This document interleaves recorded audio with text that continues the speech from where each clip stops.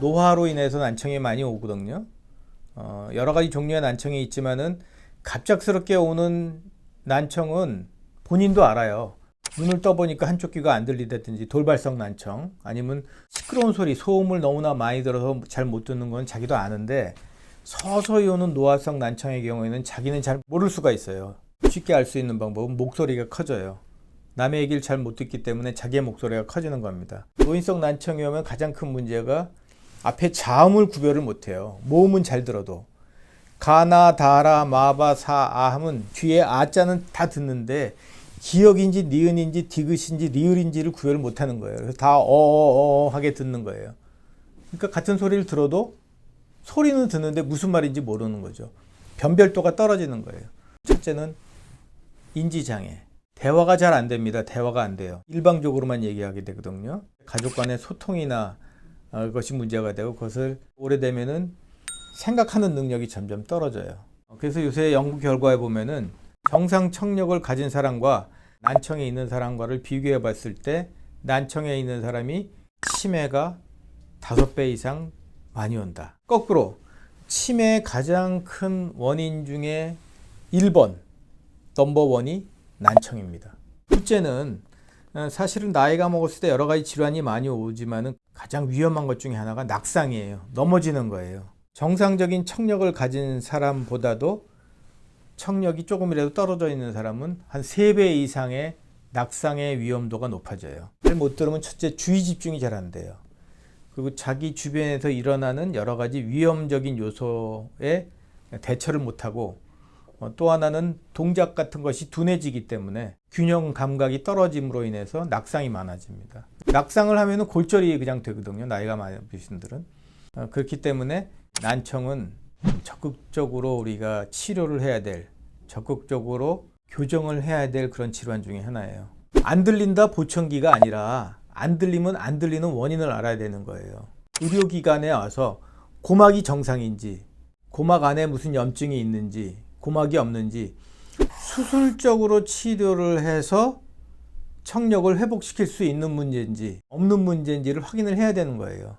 그렇기 때문에 이것은 의료기관에 와서 질병 유무를 확인을 하고, 이것이 보청기를 껴서 청력을 교정을 해야겠구나, 아니면 수술을 해야겠구나 라는 것을 해야 되는데, 안 하고 보청기를 끼게 되면은 제대로 된 원인이 없는 상황에서 보청기를 끼는 것이죠. 그렇게 되면 더 청력이 악화된다거나 병이 계속 지속된다거나 그런 문제가 있고, 의료기관 베이스에서 보청기를 하는 것이 정확하고 자기의 청력을 잘 지킬 수 있다라는 얘기를 드리는 겁니다.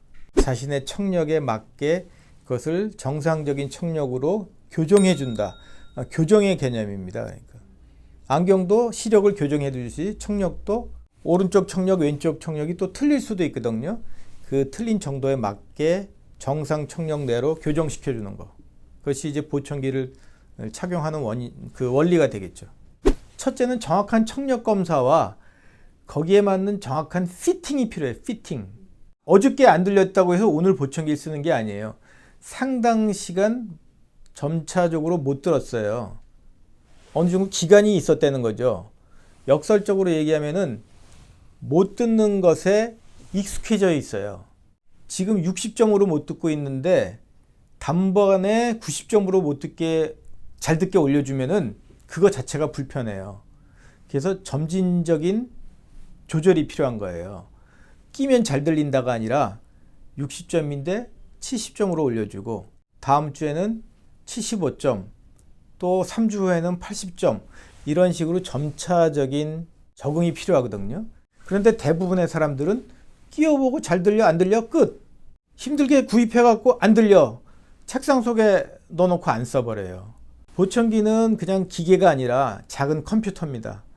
그래서 이것을 정확하고 잘 사용하게 되면은 5년, 10년까지도 잘 사용할 수 있어요. 예전에는 보청기는 그 모든 소리가 같이 증폭이 됐기 때문에 그런 소음이 더 크게 들려서 도저히 낄 수가 없었어요. 근데 요즘에는 그 배경 소음을 갖다가 제어하는 그런 기능이 너무나 좋아졌기 때문에 상대방의 말만 뚜렷이, 옆에서 진공청소기를 돌려도 상대방의 말만 또렷이 들리는 그런 그 기술이 점점 발달하고 있습니다. 예전에는 이렇게 귀에다가 이렇게 끼는 귀속형 보청기가 사실은 보청기 하면 이제 머릿속에 들어가는 것이죠.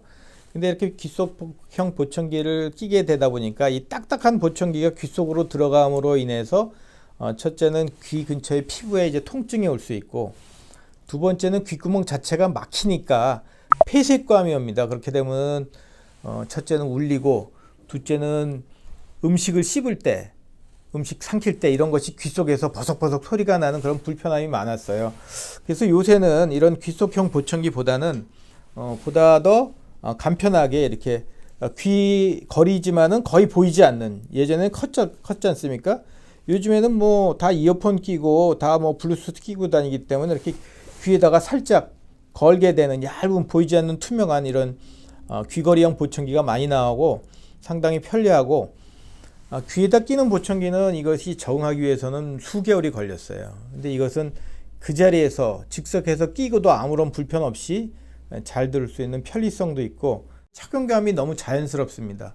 그리고 들리는 음도, 증폭된 음도 상당히 자연스럽게 오기 때문에 특이한 경우를 빼고는 대부분은 귀걸이형을 하게 되고 있습니다. 양쪽 청력이 60dB 이상이거나 아니면 한쪽이 40dB이고 반대쪽이 80dB 이상이 되면은, 쉽게 말하면 국가에서 정한 청각장애 그 진단의 기준에 들어가게 되면 다 보험이 됩니다. 보청기가 상당히 많이 발전을 했습니다. 그리고 자신의 청력을 유지하는 것은 눈으로 보는 시력을 유지하는 것 이상으로 중요합니다. 보청기는 적시에 적극적으로 사용을 해야지 자신의 청력이 유지될 수 있습니다.